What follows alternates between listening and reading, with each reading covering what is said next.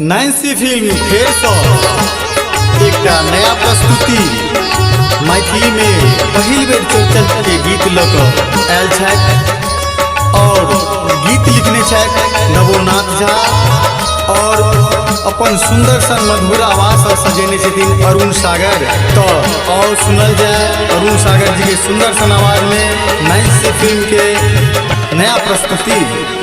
भादव महीना में मिथिला के घर घर में चौरचन के बरका विधान, चले चलो आंगन में पूजब हम चान, चले चलो आंगन में पूजब हम चान। भादव महीना में मिथिला के घर घर में चौरचन के बरका विधान, चले चलो पूजब हम आंगन में चान, चले चलो पूजब हम आंगन में चान।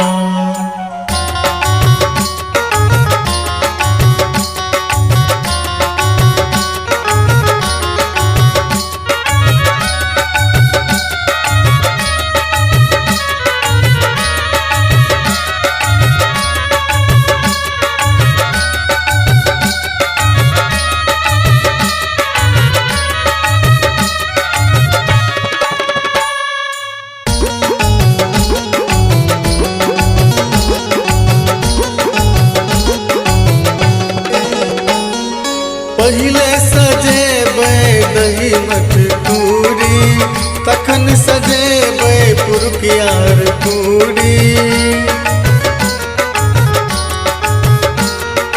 पहिले सजेबै दही मटकूरी, तखन सजेबै पुरुकियार पूरी। पहिले सजेबै दही मटकूरी, तखन सजेबै पुरुकियार पूरी। चौरक बुसबा छै सुंदर अनारस छै, नाना प्रकारक पकवान, चले चलो आंगन में पूजब हम चान, चले चलो आंगन में पूजब हम चान।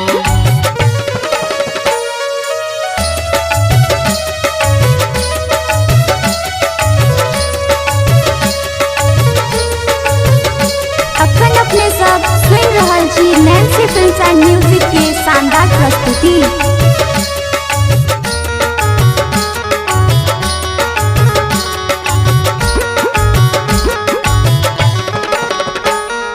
हथा काटि राखल छै पाकल केरा, ओहि पर सँ आनल पचमेर संग पेरा। हथा काटि राखल छै पाकल केरा, ओहि पर सँ आनल पचमेर संग केरा। हथा काटि राखल छै पाकल केरा, ओहि पर सँ आनल पचमेर संग केरा। सेब संतोला छै सौंसे नारियल छै, संगे सुपारी और पान, चले चलो पूजब हम आंगन में चान, चले चलो पूजब हम आंगन में चान।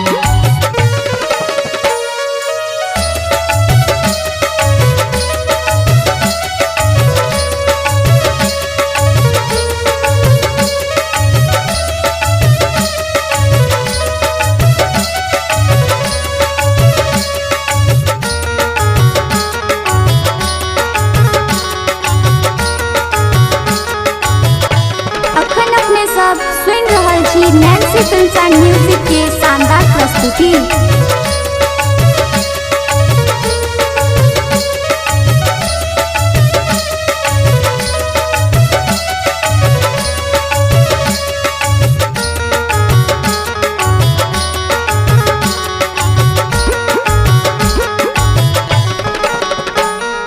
पूजा पर बैसल बर की काकी, मरर बने छठ बर काका।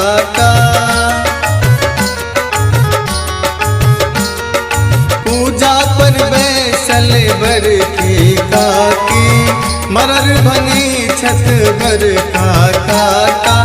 पूजा पर बैसल बर की काकी, मरर बने छत बर का काका। प्रभु जी संग सब मिली करे छठ प्रणाम। चले चलू पूजे ले आंगन में छान, चले चलू पूजे ले आंगन में छान। भादव महीना में मिथिला के घर घर में चौरचन के बरका विधान।